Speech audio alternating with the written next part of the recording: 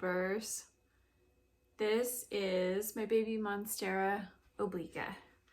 So I got really lucky somehow and got two.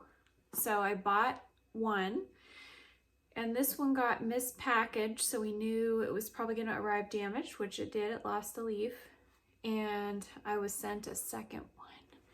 So I got two. And it's also a really exciting day because my White Knight came. Isn't it beautiful? And this is my Hoya Compacta Variegata. Oh, look at that one. I didn't even see that real white. So, kind of like the variegated string of hearts, it's got a rim of variegation. So all these need to be replanted and they need to go under my grow light right away. Okay, don't forget to like, subscribe, hit the bell notification. And something I don't say often enough is interact below. Comment on the plants if you have any questions. If you're a collector, I'm always looking to trade cuttings, although I have a lot of things that are more juvenile or they're growing, but I definitely have a lot of plants. So join me on Instagram at Indoor Planty, and if I have cuttings that I'm putting out there to everyone, they'll be on my Etsy store, which is indoorplanty.com. Okay guys, let's get started.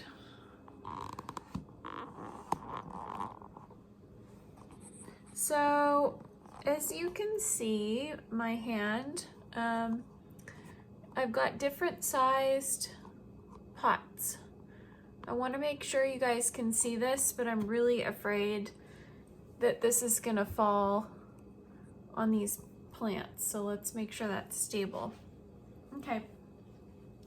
So the Monsteras are gonna go in these little guys, and then the Philodendron is probably gonna go in this size. I oversized my planter for this plant, so we have to very carefully take this one out. So let's start with the obliquas. So I want to carefully remove the bark.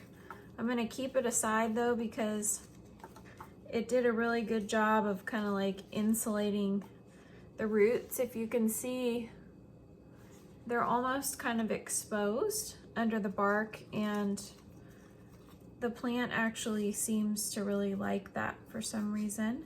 I think I'm gonna put a little bit more soil up higher though. Oh, I'm sorry you guys. I'm doing this in the corner because of the bark.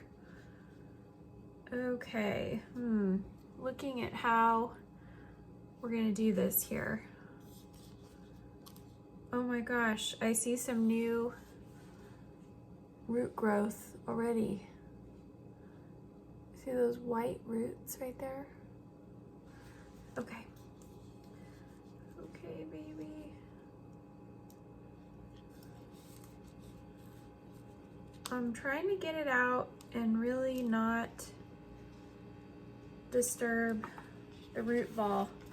Okay, so this came off of a pretty long runner, and I don't want to cut the runner. So the only size we're going to be able to downsize into is this size for this plant. It's a tiny bit smaller, so that should help.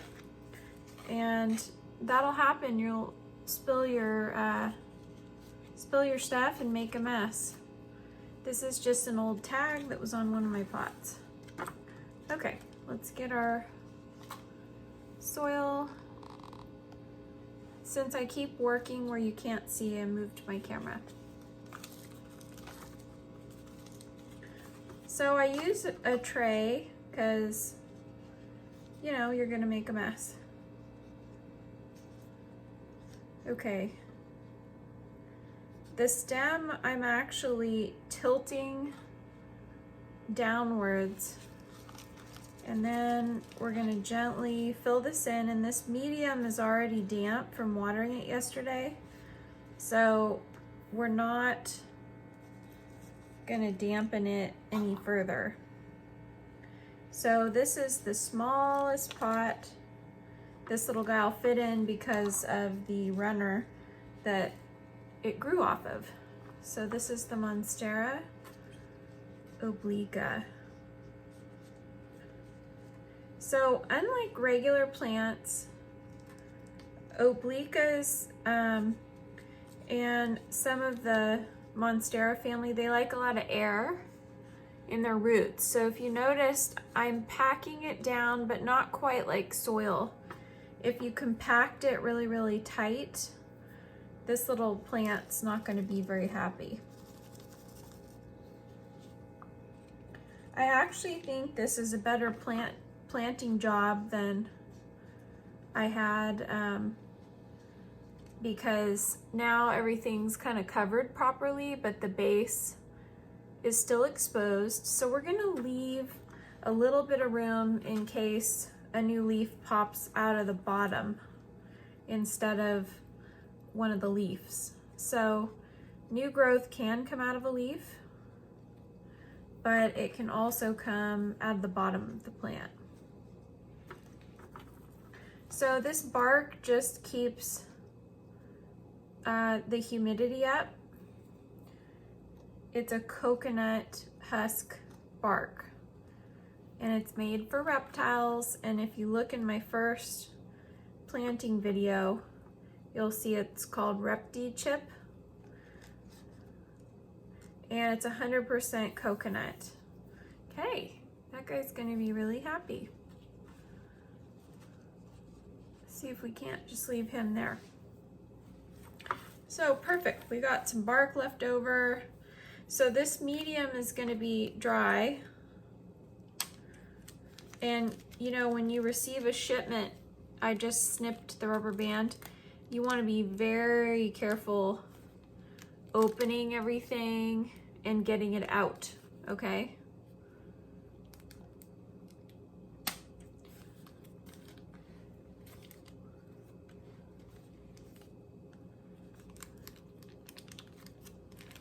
This is the part where you could break the plant if you don't remove it really carefully. Ooh, yeah. See, there's a really delicate root system. So I don't even want to put it down. But again, I gotta, oh, perfect. This guy will fit in this one. You know, its root system is already almost going to be the base of that pot. But, this one's the same size. I don't have another one this size. So, you know, I got to make a decision here. I think this one is a wee bit smaller than this one. So I'm going to give this plant more room. I don't want it to be so tight in its pot that it's already, the roots are already reaching the base of the pot really quickly. Okay, so when this stuff gets wet, it's gonna compact a little bit. So you gotta make sure you get your plant secure. I was gonna mix in some of my own soil, but these are so small and delicate that I had such great collector friends that gave this to me. I purchased it, of course, from them, but they helped me understand what they'd been growing in, and it's a lot of coconut husk. Okay, I'll see what I can do about getting like a watering can too. So hold on a minute. Let me grab my little watering can. You know, there it is, guys. I was gonna say, I don't see it.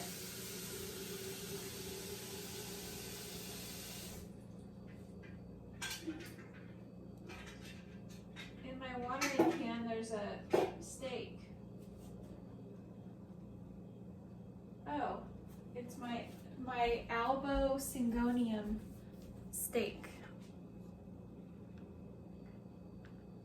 So you don't want to overwater your little guys, but this is bone dry, so this little guy hasn't had a drink in days. So we're gonna let that drain completely. This poor little guy has been in the mail, so his roots are like nice and covered. It's really secure in its pot. It's going to thrive in this condition. So now we're gonna put the coconut bark, and we're actually gonna water the coconut bark. And when you have a seedling that's establishing its roots, so this is almost like a baby keiki. So the baby keikis grow off of a flower spike. I was calling it a flower stalk or something the other night. And keikis grow off of a flower spike. And so do Monstera obliquas. They grow off of the runner, which is not a flower spike, but it grows very similar on a node. So orchids actually have nodes. Let me grab you my baby keiki. So I knew I could succeed with these baby obliquas because baby keikis grow off of nodes. And when you want to grow a keiki versus another flower spike, you have to create really good greenhouse conditions, and you have to kind of shock the flower spike into thinking it's dying, so it better reproduce quick.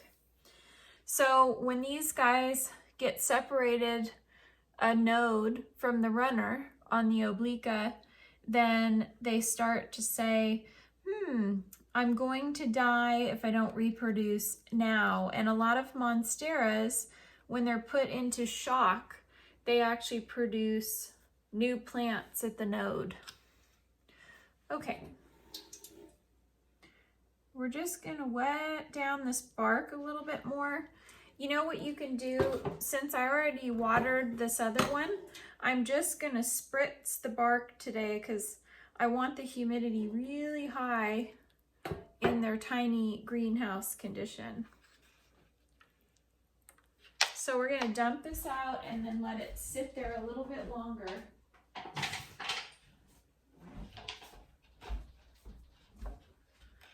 And this guy's gonna start to look greener instantly because it's watered. You might be able to tell, I can actually tell already at the base of the leaves, just like my other plants, they get nice and green and happy when you water them, okay? Didn't you guys love my baby keiki? Let's say hi to it again. So I'm just so impressed with myself that I'm gonna make a video about this, but it's like the grow 100 orchids out of one orchid challenge. It was a orchid video that got millions, well, over 1 million views. And then everyone that I saw attempt it didn't get a baby keiki. And there's a good reason for that. So with the Monstera, you wanna follow some of those seedling baby plant rules where you do not want to shock this plant or give it an environment that's not ideal. Otherwise, it's not going to thrive. So I kind of want to plant my Philodendron White Knight in this similar kind of media. The only media I have is cactus soil mixed with a lot of perlite and worm castings. Okay, so this philodendron is definitely going in a little bit bigger pot. It's just not going to fit in these pots, and I can already tell that this guy is going to need a bigger pot also. So a lot of the growers I see, they use really tiny pots, and I don't usually like to do that. I don't have a lot of issues with using a tiny bit bigger pot. These will absolutely not fit in a smaller pot because of the runner that they came. The runner is like this long, so I had to tilt it down and put it in these. This one fit in the one that was a little bit smaller. And this one had such a long root system that the root system is coming down to here already. And you can put a pretty cover pot over them. I don't care about the pot so much being pretty right now. This even has a company's name on it. I don't care. I just want my little babies to be healthy. So what I am gonna do is try to find where I put my Repotting chip.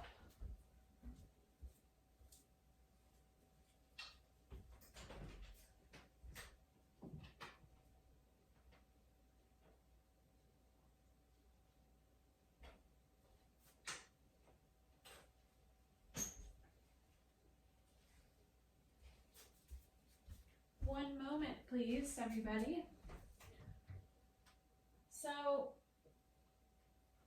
what I do have for my philodendron over here is I have pine bark coconut chips, rock sponge, and charcoal.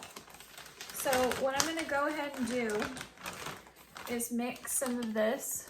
This is like an orchid bark mix into my soil,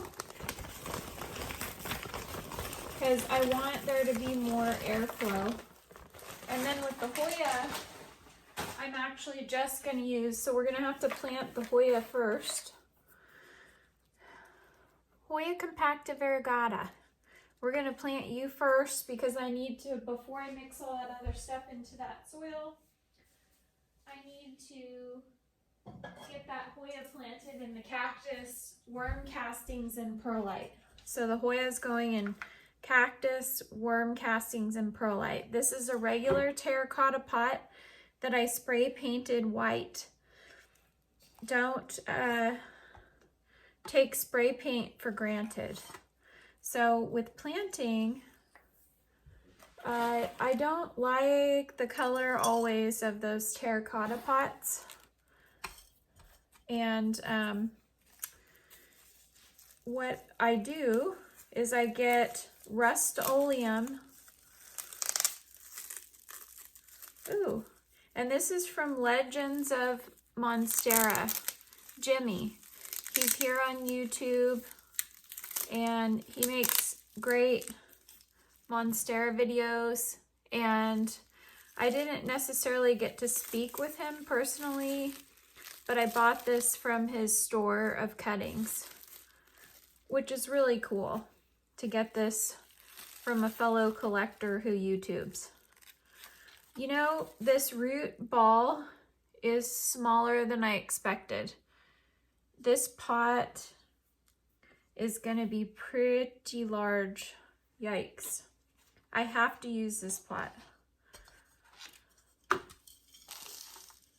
So that is not gonna fit in that white pot. Maybe the philodendron will, but now I'm questioning that because this guy's root ball was so unexpectedly small, but he's just one little vine.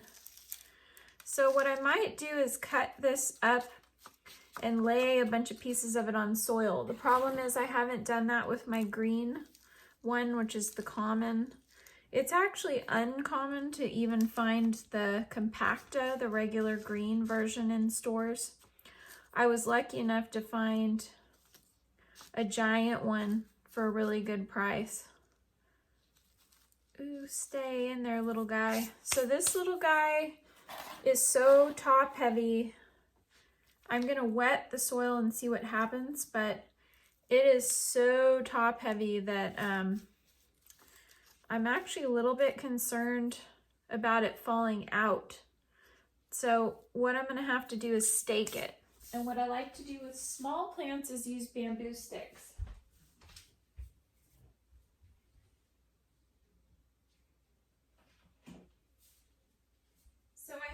whole little cabinet next to me that's dedicated to planting, and it has all my little tools in it.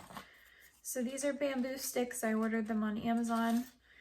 These are pretty long, but by the time you stake your plant, they're not that long, because you want this to go all the way down to the base of your pot, but you don't want to damage the root system. Okay, I'm liking that. So this little guy is going to be much happier with a stake. If I can get away with it, I'm not actually going to tie it. I think it's pretty secure. The reason I don't want to tie it is this is a compacta. So when you have that, it's compact in between the leaves. Look, the White Knight's just getting pummeled with like dirt and everything. White Knight actually does, it must not have a giant root system either. So I have a well and my water is filtered outside, which I actually use sink water, but I'm not worried about it. Sink water has a little bit of salt, just the tiniest bit of salt. But my well guy assured me that it's not like packed with salt, you know what I mean?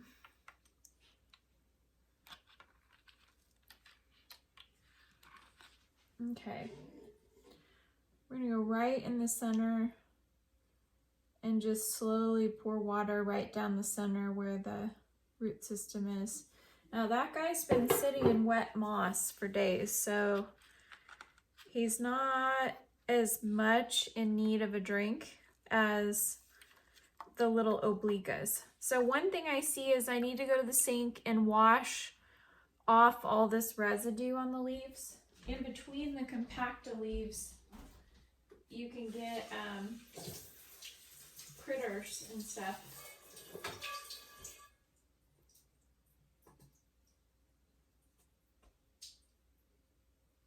Okay.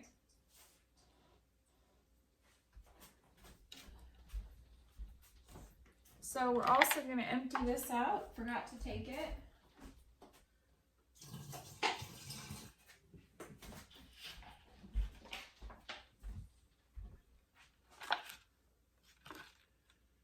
So I am going to have to tie this. I guess this is a good thing to see. So when you have such a small, delicate plant, be really careful. But we're just going to gently get in between those compact leaves and we're going to tie this stem. So if it flops a little bit to one side, there's still something supporting the stem. And then you can kind of trim the ends, but be really careful if you're trimming the ends, because you could cut a plant leaf, and when you're tying it, you could break a plant leaf. So you want to be really careful. So now that it's tied, I'm actually stretching the plant out. Okay, so now that it's tied, I've stretched it up and out. These are vining plants, but it just doesn't have a big enough root system that I'm confident that it's not going to fall out of the dirt. So we got to let it grow a much bigger root system. I believe the root system on these is kind of shallow. So let's just trim the ends so you can get clear. You can get clear as far as this goes for tying your plants up, or you can get green. I switched to clear because it blends in better. And I've made plant band-aids out of these. So I had leaves that were half broken, and you can tie the leaf together with these guys. And then when you're watering, just take a little watering can if you don't have perfect water pressure wherever you're watering. Otherwise, you know, I go to my sink, which has this nice little sprinkling nozzle, and I turn it on really low, and then I go ahead and water that way. Okay, let's see. Hello, White Knight. Oh, this must have a tiny root system. I'm kind of wondering now what this root system's gonna look like. And it's wrapped in a paper towel. I'm not sure if that's necessarily my favorite, but let's see what's going on in here.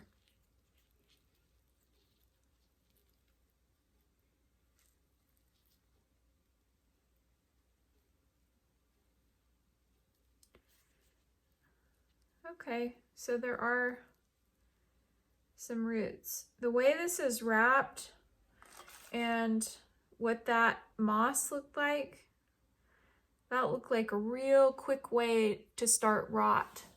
So this needs a lot of bark and charcoal. We're just gonna mix that up over here. This has a really tiny, tiny, tiny root system. I feel like this pot is gonna be too small. I need one of these, but I have to go look and see what I have because the pots I expected everything to fit in, they're not fitting in, of course.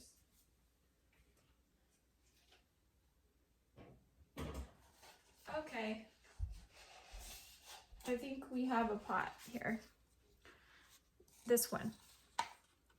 So it's a little bigger than I want, but I'm just gonna make it kind of barky in the bottom. And hopefully this guy will love this.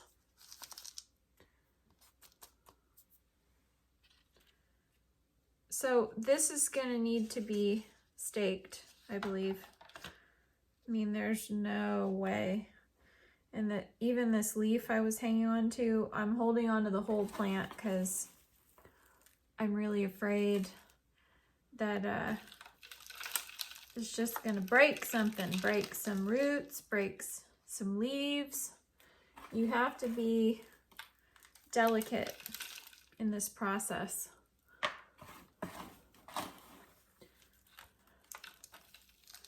So this is cool. This plant's gonna like this. It's gonna like this mix. And like I said, you know, this size pot gives it a good amount of room to grow.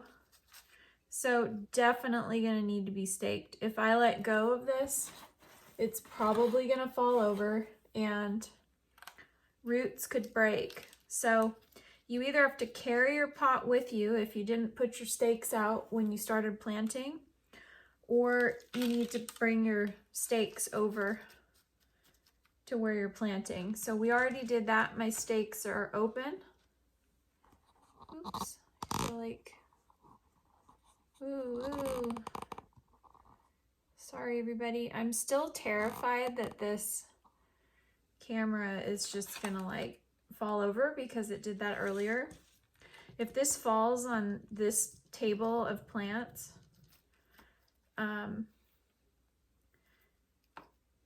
it's worth a lot of money. So that would be sad. I had to save my spending money for months to be able to buy all these. So I'm hitting, oh my, oh God. So that was part of the plant. I think I was poking. So you really got, this needs to be by this branch, but I could feel like I was hitting something. So if that happens to you, and this needs to be tied up high. If you tie this down low, it's not going to support the plant very well. And they don't like this area where the leaves come out. Right here where the little leaf came out of the sheath. They don't like to be tied right there because that's an area that opened up and it's weaker than the top. So the only thing that's going to be tricky here. Oh, good thing my trusty scissors are right next to me. I didn't know how I was going to detach a piece of the tape. So once you get started, unless you pull the plant out of the dirt and then go collect all your supplies, you have to kind of hold the plant in place, because if I let this guy topple over, something really could break. You could see how floppy it is when I let go of it. And this tape isn't, there we go. It wasn't tightening down very well. Don't strangle your plant with tape, but this has to be pretty secure on this one, or let me make sure.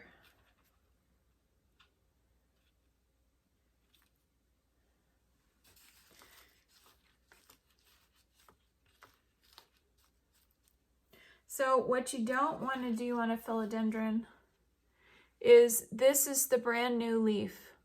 So the next leaf is coming out of here. This was the leaf before these two leaves. This leaf, excuse me, this white leaf came out of this leaf. So these guys tend to throw a pattern too, where they grow a couple leaves and then one is really white. So this is a true white. Okay, there's my plant tape job. I think it's called plant tape. But this is what this is for, is staking your plants, wrapping your plants. I don't like long, ugly tie tails on mine. Okay, good. There's a little breathing room. And then we're just gonna pack that around the plant without hearing any cracks or snaps. We don't wanna break the little guy. I don't have enough water to water it completely. Let me take this ugly mess with me. So I'm really happy you guys were here with me to see all of this.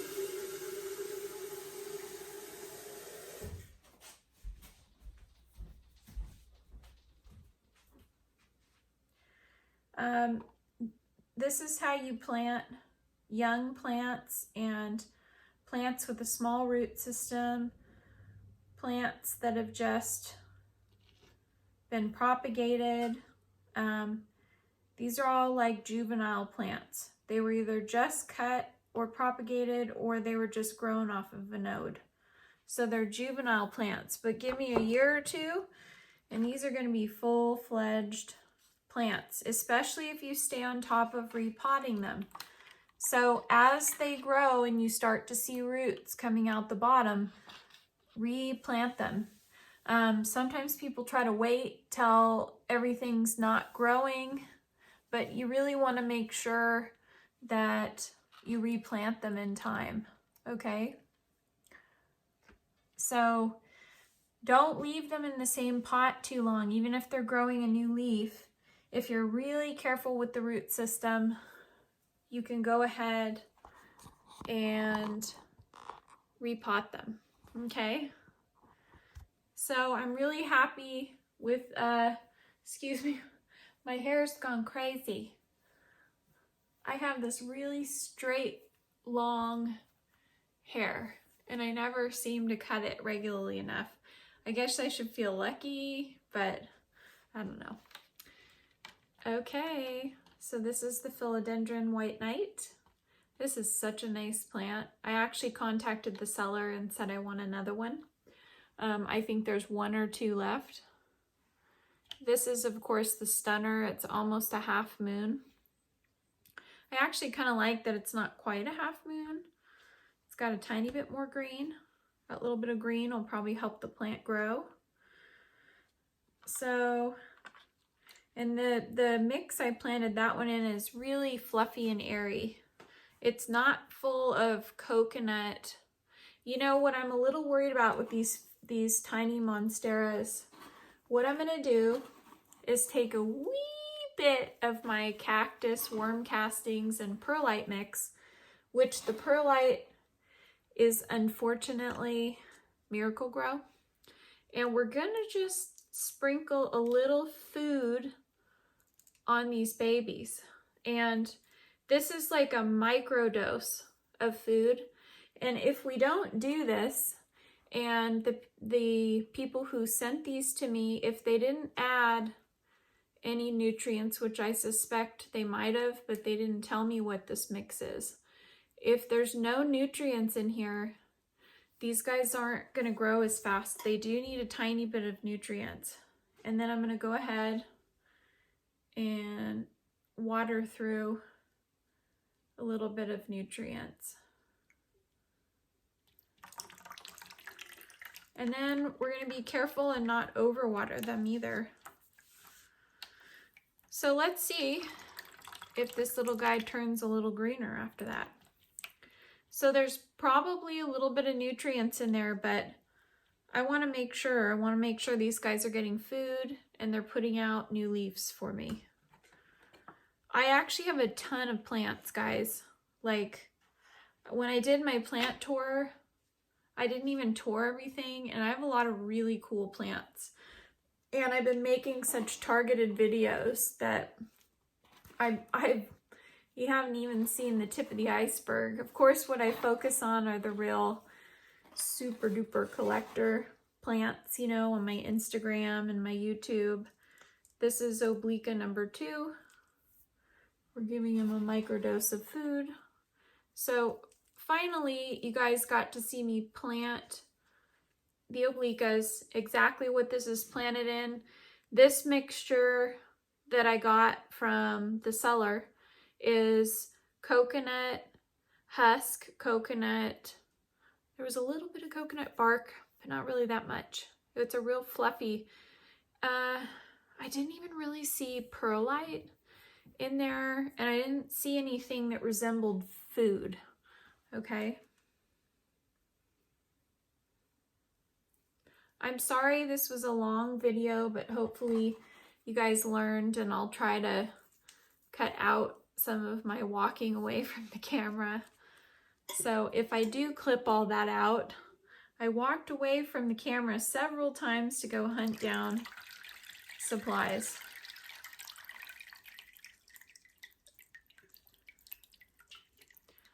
Okay, I'll be back in a minute. I'm gonna get my little terrarium set up and see if these will fit in there together. Calico.